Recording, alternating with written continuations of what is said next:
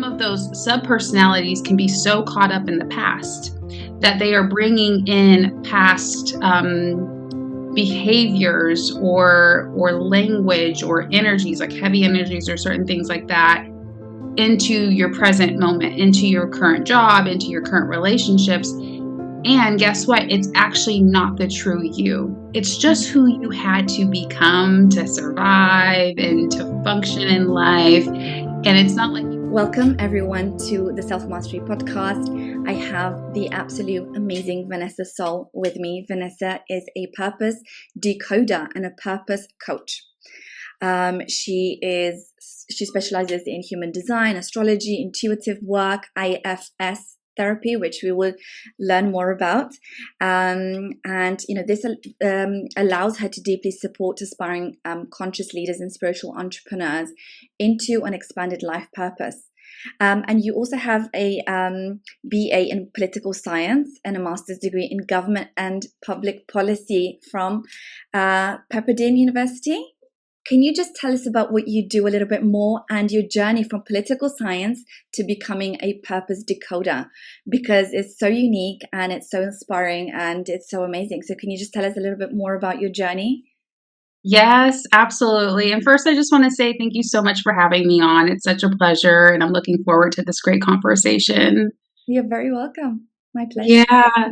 So my journey, there's so many detours between public policy and what I do now, but I'll say the common link between the two is that I just wanted to help humanity. You know, when I was deciding my college majors, like right out of high school, I really didn't know what I wanted to do, but I did know that I wanted to help people on a global scale, or, just even if it was on a smaller impact, I just wanted to have a ripple effect. I just wanted to help humanity. And so the only thing that I knew of, or at least what I was exposed to in my young adult, like high school years, was politics. My family's a little political, well, maybe a lot political, but and it wasn't so much like the politics, like choosing the different sides. It wasn't about that for me. Again, it was really like, okay, let's just learn about important issues that are impacting society, and let's figure out some solutions. So that was like my inspiration for going into it. And again, the 2 degrees. By the end of the journey, by the end of getting my master's degree, and I was working for a local politician in California, and that's when I started to feel like, okay, I spent so much time, money, and effort prepping for this career, and it's not feeling right. It's not feeling good right now. But I kept rolling with the punches, and I decided to take a break. I left the politician's office, and I thought, let me just go do real estate for 6 months, a year. I'll get my license really quick. I'll sell some houses. I was fresh out of my master's degree program. I was like, I got to pay my student loans. Let's just figure it out, and I'll go from there. Real estate was nice because it allowed me to take time off from work, and it allowed me to start working on myself personally, going on retreats, doing personal development, hiring coaches, personal development coaches, and also business coaches, to learn how to sell. And I think there's a lot of personal development in learning how to sell as well. Yeah. So one thing led to another, and I'll say my exit from real estate. So real estate was kind of like the middle career, if you would, between politics and what I do now. But when I left real estate, I wanted to help people heal, personally, emotionally, spiritually, whatever the case is. So I started to do energy healing, and I got trained in IFS Therapy, which stands for Internal Family Systems. And then, so it was more of the healing, working with the traumas, working with the heavy stuff in our lives, with my clients.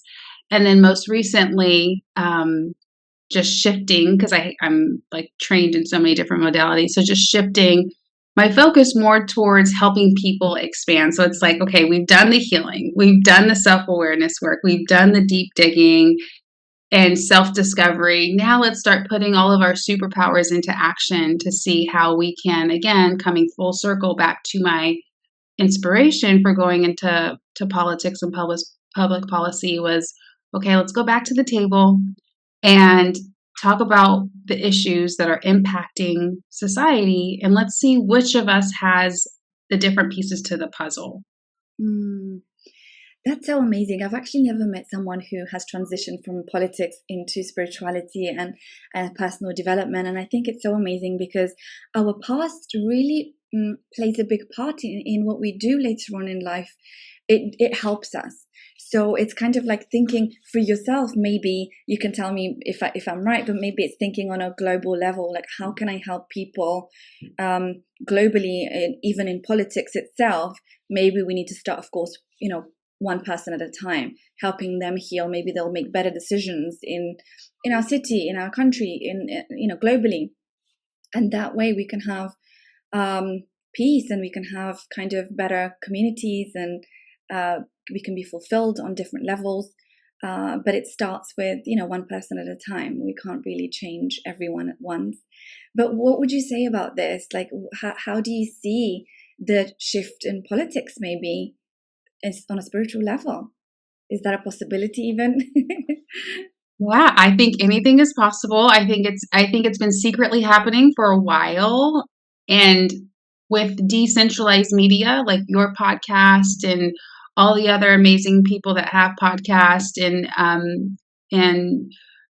a lot of us using our own social media platforms to have our own voice and to reach wider audiences, that's how we all connect. And so we could actually reach people, and we could feel like, oh, this person has integrity like I do. This person has, compassion like I do. We could start to connect with like-minded people and team up, and then, and kind of move our projects or our message forward, or our communities, whatever we're working on.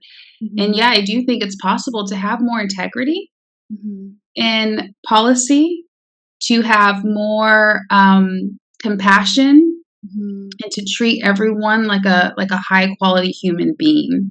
In my perspective, that's something that I think is missing on a global government or political stage. And I'm not really involved in politics right now, but this is, again, yes, my past, all my education, I've built on that. But yeah, I think it's absolutely possible. And now I feel like when we all work on ourselves, we can come to the table, and the solutions will better serve everyone collectively.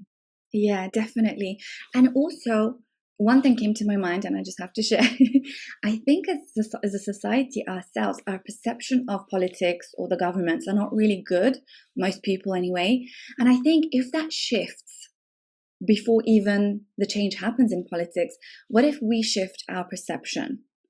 What if we see politicians or laws or everything for our favor, in our favor, for the people? If we see that, then maybe that collective thought or vision will make that happen at some point. That's very interesting. Very interesting. I love it. I love the idea.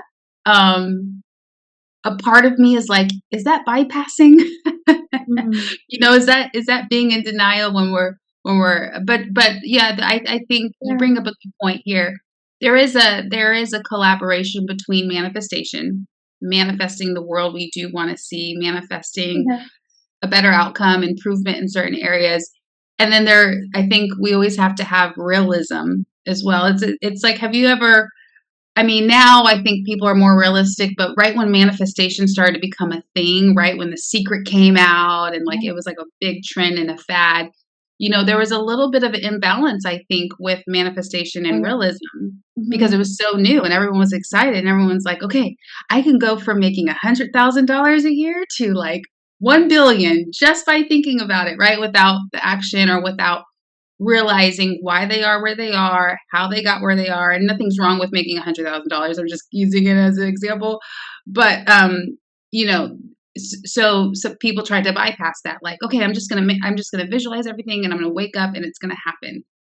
So I definitely think there's a collaboration between realism and manifesting, and then also bridging the gap with like action steps, like conversations like this, right? And this might spark an idea in someone, or someone's like, I didn't know what I wanted to do in my next career, but I heard that podcast.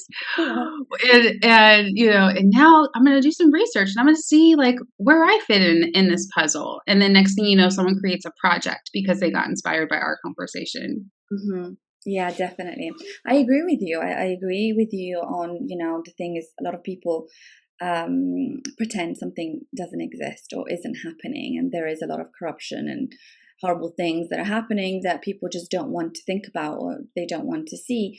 But maybe there is a way to kind of transmute that, or there is a way to resolve that in a way, like you said, someone can get inspired and actually do something, take some action that it's from their experience and they have more knowledge on, and they can make a difference.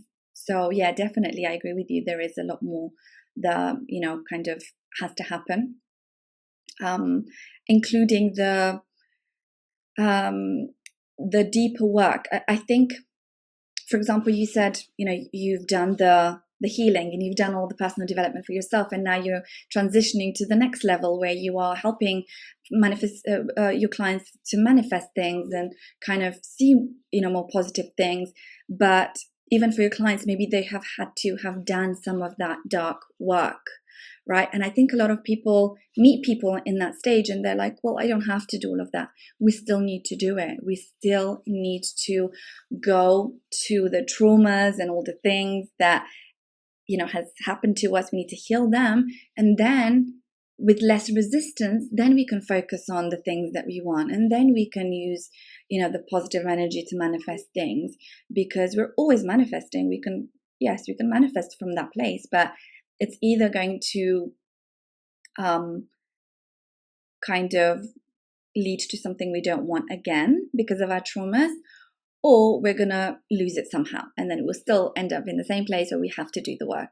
So this is just kind of the encouragement to do the work before we can, go straight into manifestation. Yeah, it's so important. The healing work, and if someone's out there and they don't like the word healing, think of also integration. I also like using that word. We just need to integrate our life experiences. And in IFS therapy, the modality that I do, there's this concept of the true self, right? Like the self, really. And the idea behind that is, we have different sub-personalities, and it's normal. It's just that's what happens in life. And, we have a soul, and then we have this logical part of us, and then we have this protective part of us, and we have many protectors, many managers. Again, these are all like little sub-personalities. And for in a regular context, it's healthy for every individual to have this. But some of those sub-personalities can be so caught up in the past that they are bringing in past behaviors or language or energies, like heavy energies or certain things like that, into your present moment, into your current job, into your current relationships.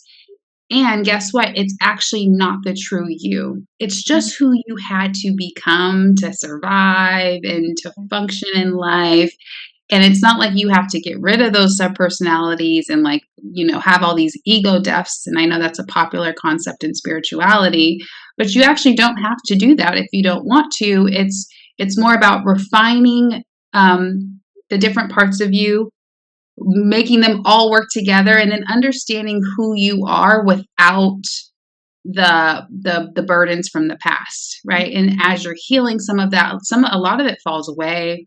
And then some of those sub-personalities, like I joke around, like I have like this gangster girl within me. I mean, she doesn't come out that much anymore because I don't need her. But, from high school when I got jumped, it's like that's where she was created. But I let my true self shine. I don't have the attitude I used to have, or the mean girl attitude, or I don't have a bunch of guards around my heart like that gangster girl did. But, if the world was to end tomorrow and there is chaos, I'd be confident because I know I have that gangster girl as a sub-personality somewhere back there in my mind. She's ready to come out. She's ready. Yeah. But at this point, she knows her place. She knows that we've been healing. We've been, we're not traumatized by getting jumped by 6 girls anymore. We've worked through it. We've cried through it. We've done all the things. And so now I don't have to bring that into business. I don't, or if it does start to come in, I can notice it like, oh, wait a minute, I'm being really rude. I'm being really like defensive with someone. Let me just sit back. I think that's one of my sub personalities. And so, Yeah. going back to one of the questions you asked earlier, I think you were alluding to, how politics and government, what is the potential politics and government when more people do personal work? And then we also started to talk about manifestation. I thought, wow, if if if more politicians did IFS therapy, Yeah. Imagine.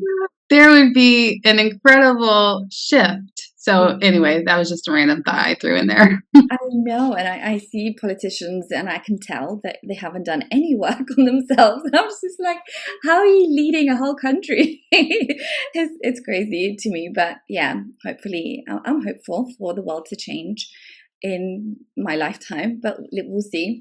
Which leads me to the next question. But before I ask the next question about IFS therapy and the other modalities that you teach, I just wanted to.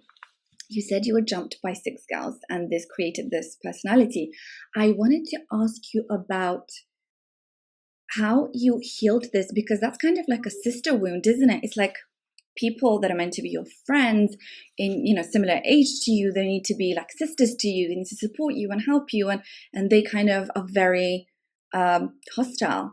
We need to heal that in order for us to even be able to have this conversation, right? Yeah. And connect with other women who are in this journey together to help us and support us, and just have amazing conversations. I had to heal that in myself with Yeah. that I had. So I just want to ask you if that's something you did, and if you did, how was that for you and how it changed things for you? Yeah. What a great question. What a great question. It was a sister wound. And that situation was the most unrecognized trauma in my life for a long time, because I was focusing on other things but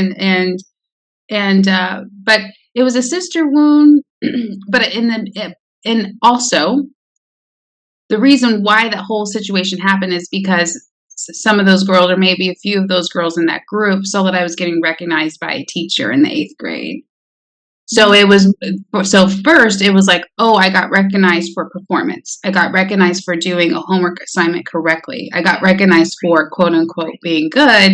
And then all this drama comes out, right? And then, just to make a long story short, not only did it was the 6 girls, and I fought really hard, and almost to the point to where when the authorities came, they couldn't tell who was who, like who was the victim, who was the villain, because by that point I was self-defending myself. And when you have 6 people against you, like you go in all the way, like you're just trying to survive. I'm trying not to get any permanent scars on my face, like that kind of thing. But the aftermath is I actually got in trouble by my parents, and my dad didn't ask if I was okay. That was another trauma, another micro trauma attached to a big T trauma. Like I got grounded, and no one cared to ask like why the situation happened. So it was like all these things bundled into one. And I started off with just going back to myself and letting that version of me in 8th grade know, because she felt so misunderstood. Again, my parents, my dad, no one understood why I had to fight for myself, why I had to defend myself, or what I was feeling, or how much fear I was feeling for my safety. So I just went to my younger self in a meditation and said, hey, I understand everything. I understand how this happened, how that happened, da, da, da, da. I understand how you felt. I understand, and just offering her that understanding and compassion was step 1. And then step 2, I think I was just having compassion for the girls as well. And I think I just reflected on what they might have been going through in their lives. And for some people, you might say the word forgiveness. I don't know if I ever had to do that, because I just accepted that it happened. And it was more like compassion. Like no one knows what they're really doing in 8th grade. You're just reacting, and we're all just trying to survive, either mentally, emotionally, or physically. It was more of my parent thing, and the relationship with my dad. That was one that I really kept working on. I was like, why isn't this working? I'm trying to forgive my dad, but I'm still feeling betrayed by him for that particular situation. So, and then I'll say the final piece of that healing journey was also just talking about it on my podcast and just doing a solo episode. And that seemed to kind of be like the bow on top of it, just finally articulating everything I had already worked through. I did meditations, I did breath work around it, all the different personal things. And that final conversation seemed to be like, okay, I feel complete with this. Oh, wow, that's amazing. It's really amazing. Yes, it's kind of when you can talk about it without really feeling so emotional, so hurt, and you just know you've healed and you've integrated it, and yeah, it's finally gone. So that's really, really amazing. And I'm really, really happy that you could do that. And I'm really sorry that you had to go through that. Yeah. So which leads me to the next question, which is IFS therapy. Can you tell us a little bit more about this and human design, astrology, and how these methods come together in your process of helping people? Sure. Yeah. So IFS therapy stands for Internal Family Systems, founded by Richard Schwartz, and it's a nickname you could loosely use is it's kind of like the new age version of psychology. I kind of just started to say that just because it helps people understand. And there are many professional therapists that use it, and then you could also just get trained in it just by itself if you're already not a licensed therapist. But it's really a process of understanding all the different parts of us. Like I was talking about those sub-personalities and meeting ourselves with compassion, and meeting those different parts of us in a container, right? In the right therapeutic environment with the facilitator, and with yourself. And so it could be scary because most of us, we just our self-awareness is like, okay, I am who I am right now. And like, I know there's things in my past that happened, but like, it's hard for some of us, it's hard to kind of pull the different personalities apart. Mm-hmm. And so that process allows us to do that so we can see it differently. Mm-hmm. If you take, if your facilitator takes notes, or if you can take notes like, okay, and we name the different sub-personalities, not to again, this is not multiple personalities disorder. This is a practical tool for really understanding the depths of the human psyche. And so IFS therapy is powerful because, again, it really allows us to find our way back to the true self.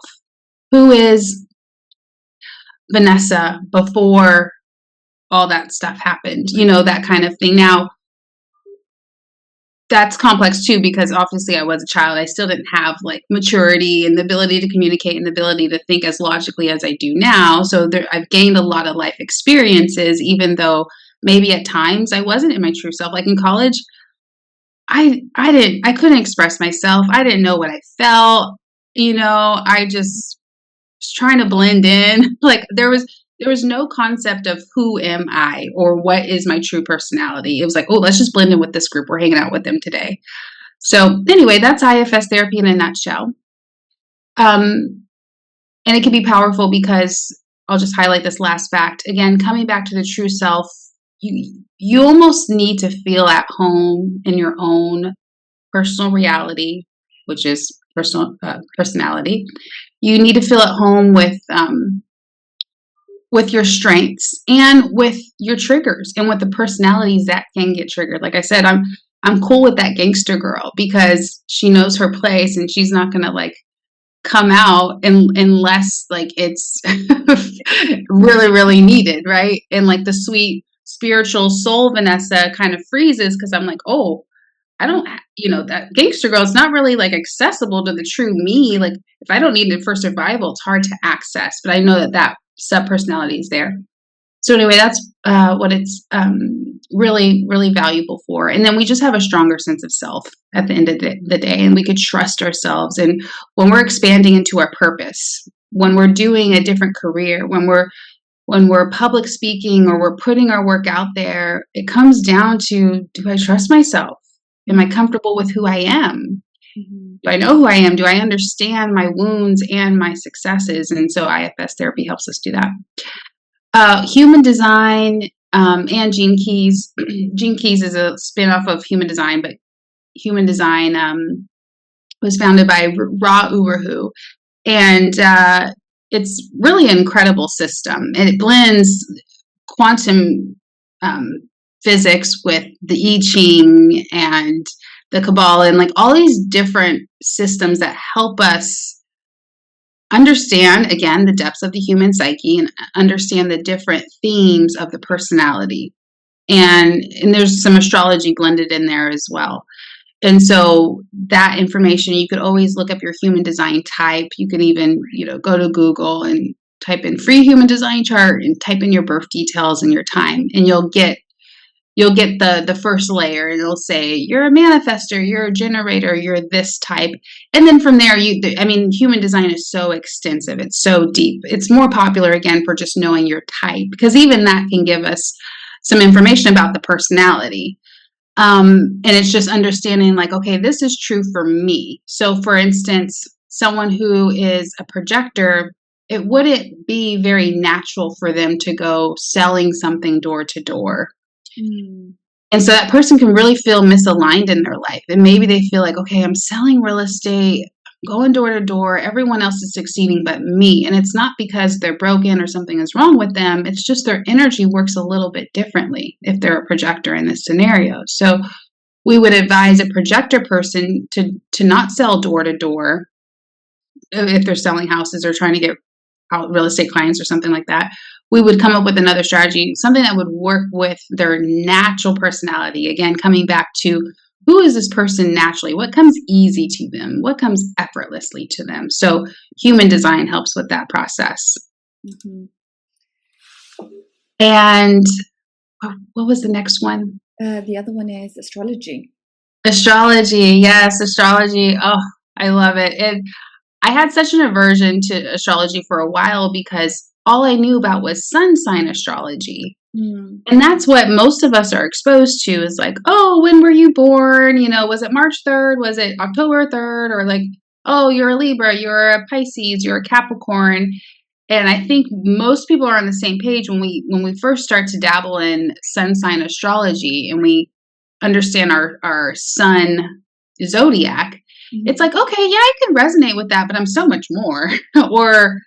Or we might resonate with, if we're a Libra or if we're a Capricorn, we're like, okay, I resonate with that. But then we also hear the traits of like a Virgo or a Sagittarius. We're like, I'm like that too. So it almost kind of discredits the belief of sun sign astrology. So that's why I had an aversion to it. But that's just because when I was in college, I wasn't really exposed to the more expanded view of astrology, like evolutionary astrology or traditional astrology. So with traditional astrology and all the other types, we look at the birth chart, or at least we start there. And so again, that tells us, okay, who is this person designed to be? Like, what did they sign up for? What characteristics did they sign up for? What's going to come easy for them? And because I specialize in career astrology and life purpose astrology and human design together, I look at the chart to be like, okay, so let's look at what professional environment, like what does this person have to offer in a professional environment? So just recently, I was looking at someone's chart and they were a construction worker and everything in their chart was more like, and this is just layer one, everything was like, no, nurturing, they need to be like a doctor or nurse or just taking care of people, helping people heal.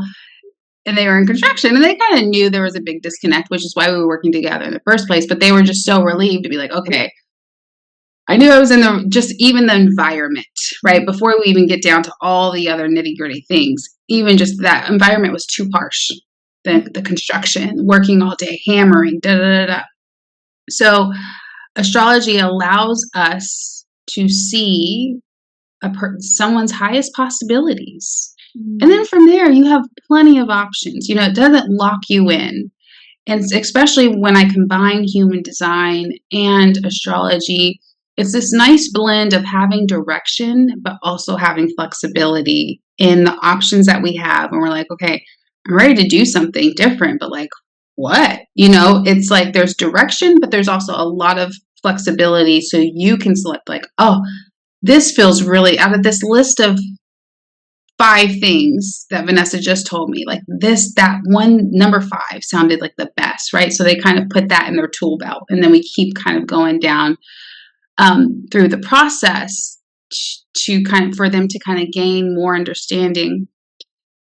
I'll say this about astrology and human design is what I love about it most, especially coming from the healer perspective, is that it reminds us about the parts of ourselves that someone didn't approve of, but it's still a part of us, and we still want to, like, we secretly still want to engage in it. Like, you know, for instance, someone might have been like super, super goofy when they were a kid, but maybe they were in a very serious household. But in their career charts, I might be like, oh, well, you need to be using humor in your business meetings or in your sales meetings. You need to be telling jokes. You need to be doing this. And they're like, oh, well, I'm funny, but like, man, growing up, I had a tough crowd, but it's like, yes, I understand. Heal that part, work with it, have compassion for everyone. But you got to honor this part of yourself. This part of yourself is how you make those business deals. It's going to make your job so much easier. So that's just a taste of how these they're not really personality systems, but some people see it as that. So I'll use that term. That's how some of these personality systems can really help us just own who we are and be like, okay, this is who I am. I'm going to use it. Let's see how juicy life can get when I'm just myself again. And then find their purpose and do something that they love, that they're fulfilled in, which comes naturally to them. So that's really beautiful. And I know you have a free 15-minute career and life purpose astrology and human design guidance. So I'll leave the link to that as well for everyone if anyone's interested. Can you tell us a little bit more about that? Yeah, so that's just super quick and easy. What you'll get is 1 or 2 suggestions on what you can do next. And this can be applicable for anyone, whether you absolutely love what you're doing, right? And you just want to see, I don't know what I don't know. Let me just get some information. Or even if you're more in the space of, okay, I've been thinking about changing paths for a while. I just don't know what's next.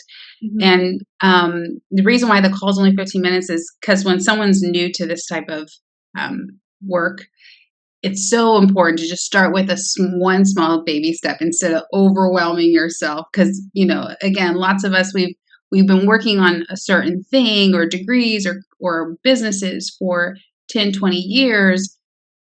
It could be overwhelming if you feel like you have to change everything right away. So it's just super short to give someone 1 or 2 suggestions on how they can just start to shift or create different options. And all you need is just your full birth date, your time of birth. Just get a good estimate, even if it's within 1 hour, that's totally fine. And their location of birth, so city, state, and country. Perfect. Yes, I'm sure people will be interested to learn more about themselves. People love to know more about themselves. So yes, it's very interesting. So I will leave the link. So anyone listening, you can book the 15-minute guidance with Vanessa. So which leads me to the next question. What do you think is some of the biggest challenges for conscious leaders and spiritual entrepreneurs when trying to discover their life purpose? 2 things came to mind. Let me pick between the 2. Any, many, money. But okay, I'm going to go with being misunderstood can hold them back and seeking validation. So oftentimes people, it's like it can be challenging even as a conscious leader to either stay on your path or to expand because we still have that tribal programming, and it's not bad. It's not negative. It's just, it is what it is.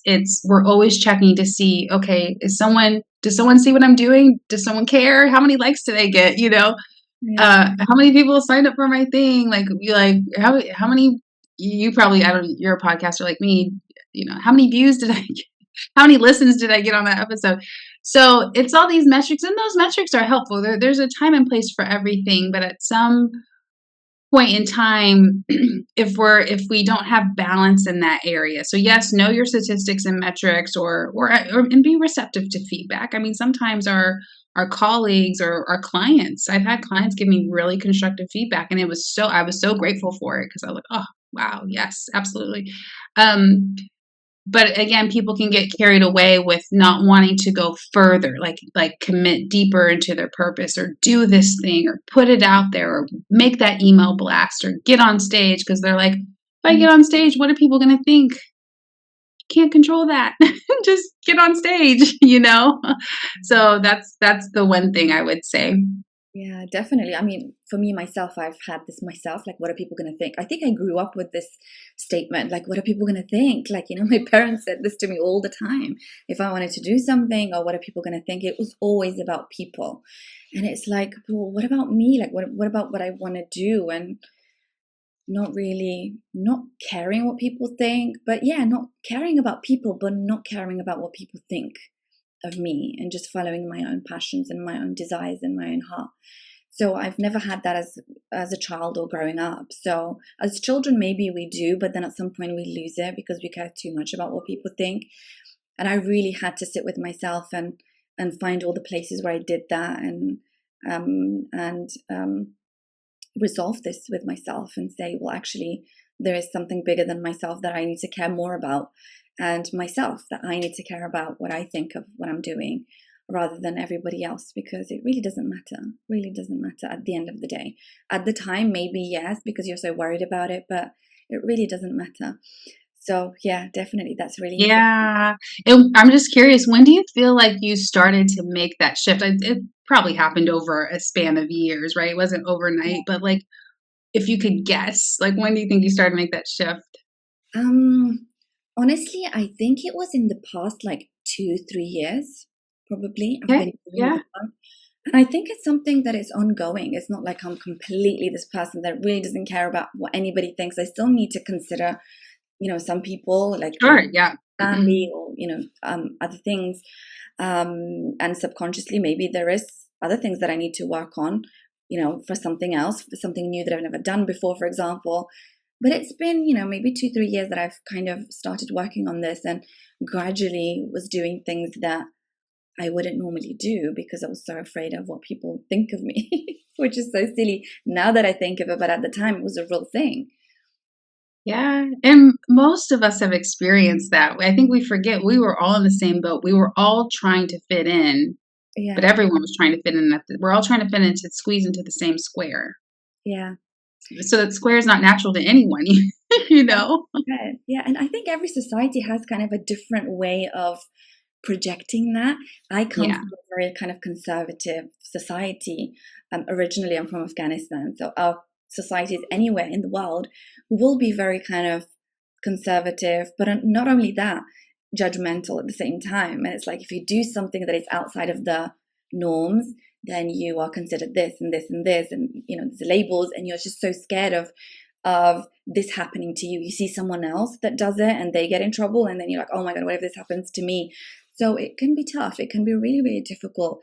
But I think once you do the spiritual work, it kind of disappears because you don't care.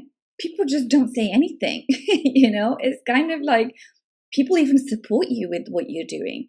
It's Yeah. a strange thing. Yeah.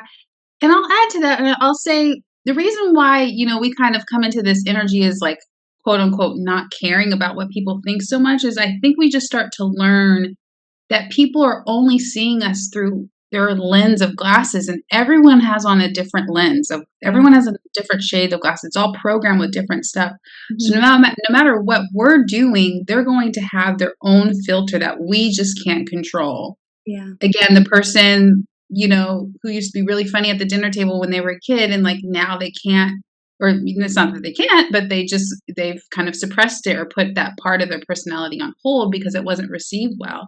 So that person would look at another comedy person or another person that does jokes with their lens, a little bit Mhm. of their wounding, of course, until they heal it, but they have that lens in their glasses. And so that's why it's not about like, oh, we don't care about what they think. We just know that Yeah. It's just it's their perspectives, whether that's their limitations or they're just their own understanding. It really has nothing to do with like all of us. And unless that person really wants to go into a deep conversation with us and get like more info, then Mhm. that's a different story. But yeah, so just wanted to add that in. 100%. Yeah, and we start to have more compassion for that and kind of wish them well so that they can do the same and, become themselves, really. And I think also we get more confidence. We trust ourselves and we're so confident with what we're doing that it's kind of like other people's opinion doesn't really matter anymore. It's like your opinion is not going to help me, even if it's your dad or your mom. If they say don't do this, it's something we've never done before, or you're gonna fail, and you're just kind of Yeah. like, I respect that, but I know what I'm doing, and you have so Because much. they have that lens of like fear, Yeah, right?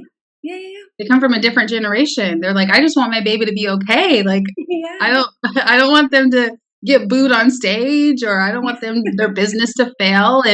But they also don't know our strengths. yeah, So maybe we, in this little piece of this beautiful conversation, just this little segment with, just keep that in mind when someone is sharing your opinion.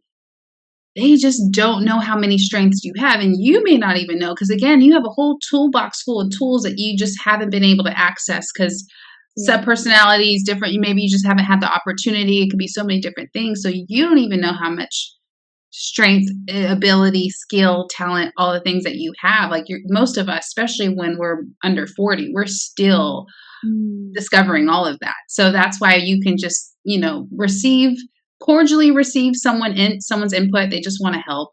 You know, mm, they just want to like let you know that they care in their own way, and then just stick it in your back pocket. yeah, and you say that you consider it, but then you still do what your heart says to do, and you Yeah. listen to your intuition, and yeah, moving forward. And I think that's a really good place to be in, and I wish that for our listeners too, to be in that place where they trust themselves so much and so confident with their own decisions, which is something that when I reached that, I'm just life is just so much easier.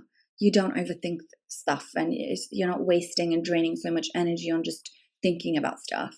You do it, whatever it is that you're Yeah. guided to do, you just do it. And yeah, so life becomes so much easier.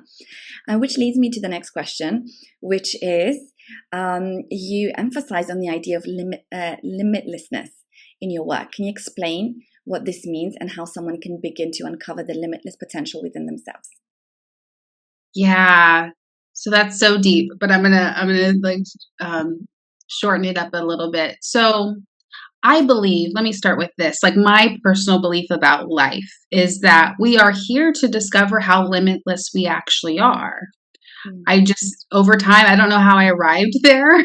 I just I just arrived. I just arrived. I think I might have been reading a book and it did really say that exactly, but I think I kind of gathered some things together and I was like, you know what? That's how I want to see this world. I want to see this world in my life as I am here to become quote unquote limitless. That means overcoming obstacles. That means overcoming challenges. That means taking my limitations and transforming them into something else. And so the example I'll use there is like I had a really closed heart. Again, that whole gangster girl, the you guys know the drama in eighth grade, right? That mixed with some other things. I just had a really closed heart, in high school. And so I had a limit of not being able to love myself or other people for a very long time. And now I'm in this space where I feel like, oh, nothing, I don't have anything but love. Like I have, so to speak, I have probably transcended that limitation. And then there's still more. Like, I don't have a family of my own yet, but like when or if that happens, like I can explore that, right? I can see how limitless can I become with love.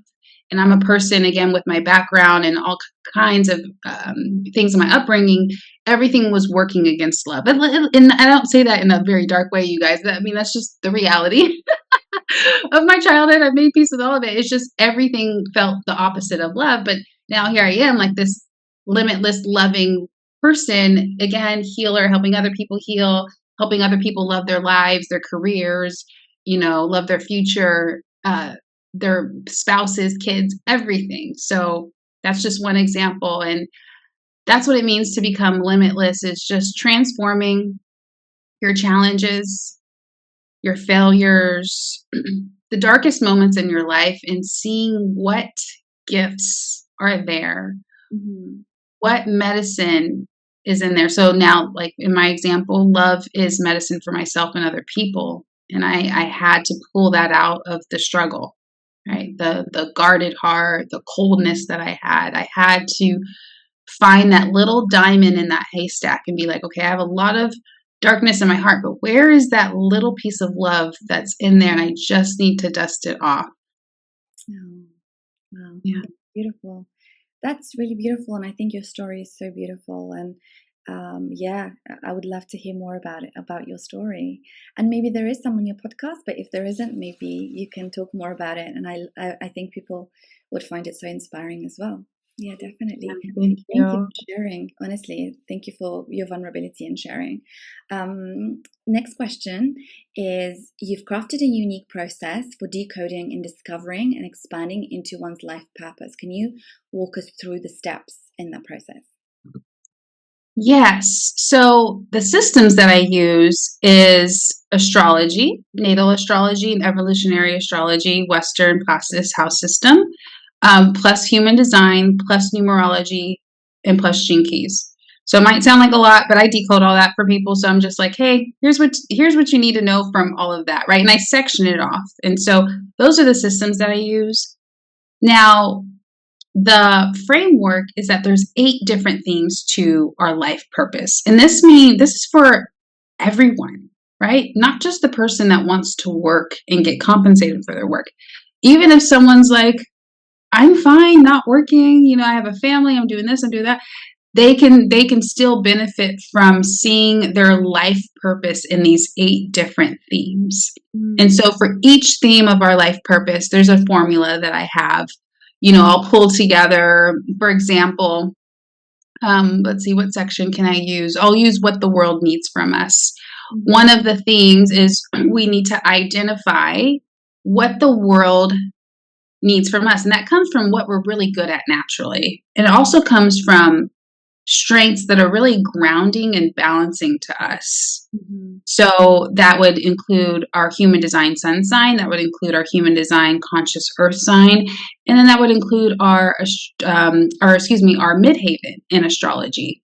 So so that's the formula for that particular theme of our life. So I would look at someone's chart, pull those 3 things together, come up with some options, and be like, hey, these are the options for what the world needs from you. What feels good? And sometimes it doesn't feel good. Sometimes it's scary. It's like, I can do that.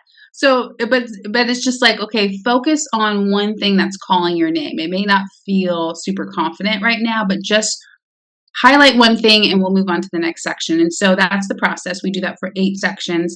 And then at the end, we come up with this thing called the life purpose flow chart. Mhm. So it was inspired by the Ikigai system, but now it looks completely different. It doesn't have any resemblance to the Ikigai model. If anyone's familiar with that, you can Google it. You'll see what it looks like. And the Ikigai that actually originally came from a Spanish astrologer called the Venn diagram. So it kind of has its roots in astrology anyway. But when I redid my process, just kind of connecting spiritually, downloading, meditating with it, just Mhm. kind of working with it to see what I can create for myself or from within, I came up with this life purpose flow chart and it has all of those 8 themes. Gives us a nice one pager. So after going through this program of discovering your purpose, you come out with like this big bird's eye overview of Mhm. all the different facets of yourself because we are so multifaceted. And you'll have specific ideas like, okay, well, how do I implement this thing? Oh, create a YouTube channel. That's how I do it. And we got that from the actual astrology chart, right? That's not just a random suggestion that Mhm. comes from like just the coaching industry. For a particular person, that might be literally recommended from their birth details. Mm. So hopefully that gives you a gist, and then from there, people kind of take it and run with it. I've had clients that were like, "Man, right after we did my life purpose flow chart, I was actually able to rework all of my monthly like goals and milestones." and then break it down into smaller pieces. So they kind of used it like for a guide for their next year, because now they have a whole different perspective, and they have so much more clarity on where they're going and why. Mm-hmm. That's really interesting. That's amazing. Yeah, very interesting. And I'm sure people will just love to know. So again, I will link the 15 minutes guidance session where people can book. And okay, so lastly, I would like to ask you, you work with both, how do you see the relationship between life purpose and global impact? Can individuals truly change the world by simply aligning with their purpose? Yes. Yes. It's just, yeah, absolutely. I mean, our life purposes are so unique to us, and it's so multifaceted. The thing about global impact is we really come into full alignment when we understand our strengths and when we agree to start embracing them or accepting them. And when we come into alignment, we have more capacity to help people outside of us. We have more space.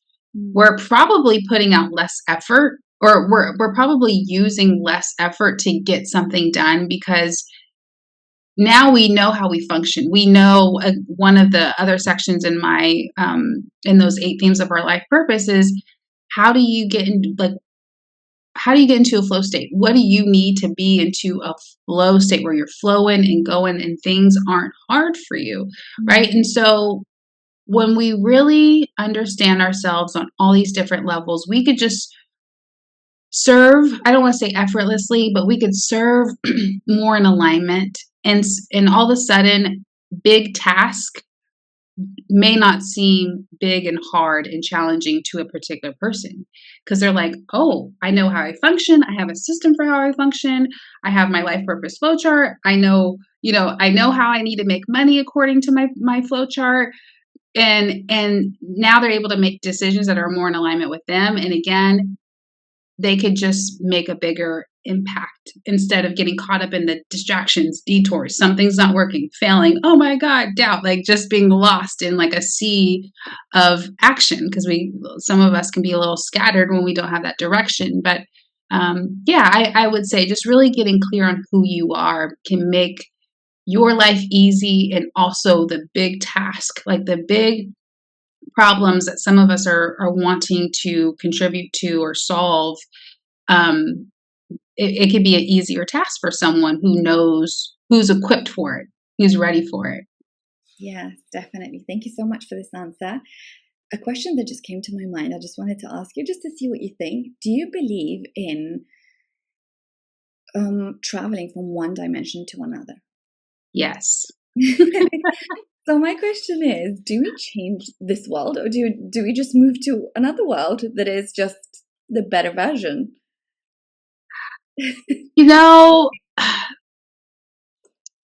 That question, I almost want to say both, but I understand that could be confusing and maybe destabilizing for some. I'll just say this: we have not really come to a complete understanding of how dimensions work. And so because of that, like, we can't really understand how exactly it's going to feel or look. But I do, just the short answer is I think it's a blend of both. Yeah. Interesting. It's a very interesting topic. Yes. So thank you so much for this conversation. I've had such an amazing time. I really, really enjoyed this conversation. And I think there's so much more that we can discuss, we can talk about, and expand. But lastly, is there anything else you want to share with the listeners, and any advice you would want to give them if they really want to find their true purpose and live a life that is fulfilling, doing what they love? Yeah. What I want to leave people with is just breathe. Like really bring breath into your life, especially if you are thinking about changing careers or stepping more into your purpose.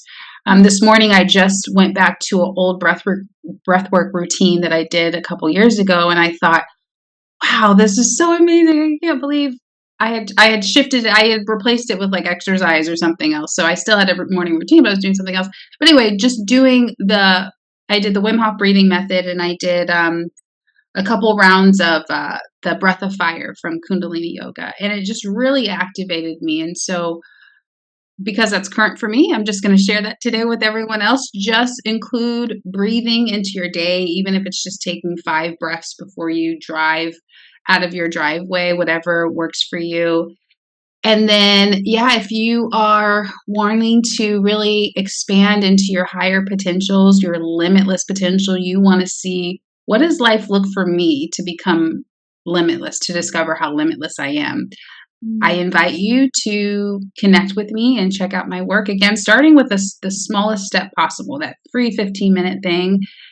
That's a small baby step that you can take, and it won't take a lot of time. And that's the one domino that can lead to some other dominoes.